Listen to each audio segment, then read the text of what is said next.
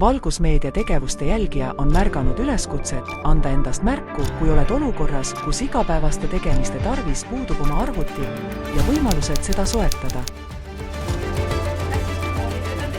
Umbes 2 kuud tagasi astus Valgusmeedia stuudiosse Lauri Pajus, kelle initsiatiivil sai alustatud projektiga Igal lapsel oma arvuti, millega liitusid EKRE Anija osakond ja Valgusmeedia. Eluaeg on mind paelunud arvutid juba seal kuskil 4.–5. klassist. Siis olid sellised arvutid nagu Jukud, kui veel mäletab. Ja Jukudest sai see asi alguse, aga ma olen käinud kaasas arvutit kuni tänapäevani välja. Ja tegin selle projekti sellepärast, et ka tänapäeva noored saaksid innustust arvutist. Iga väike idee ja pisike tegu on niivõrd oluline, et kokku kutsuda inimesi ja näidata seda võimalust, kuidas me üksteist aidata saame. Et see on selline ressursside jagamine, et kellegil on ikka midagi puudu ja kellegil on midagi üle parasjagu. Et lihtsalt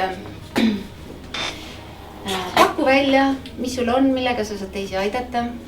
Ja see, kes tunneb, et tal on midagi puudu, siis suur tänu teile, kallid siia tulnud, et te olete piisavalt julged endas seisma. Heategevusprojektiga alustame Anija vallas ja kui tekivad võimalused, siis laieneme kaugemale vallapiiridest, ütles Lauri Pajus. Volikogu liige ja EKRE Anija osakonna esimees Triinu Allipere julgustas kasutama erinevaid võimalusi kaasa rääkimiseks. Seiske enda eest ja öelge, mis teil vaja on. Ja pöörduge inimeste poole, kes on teid esindama määratud, kellele te olete nii-öelda hääle andnud või kellel on see võimalus midagi kaasa rääkida.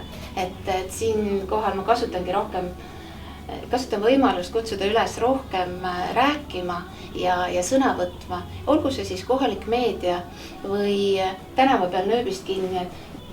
See on nii vahva, et inimesed vaatavad volikogu koosolekuid, mõtlevad kaasa, kiidavad, laidavad, kritiseerivad, miks te midagi ei tee. Et see on see, mis innustab ja tunnustab. Uudisloo tõi teieni Valgusmeedia koostöös Anija uudistega, mida saab lugeda ka Anija uudiste veebiportaalist lisaks videopildile.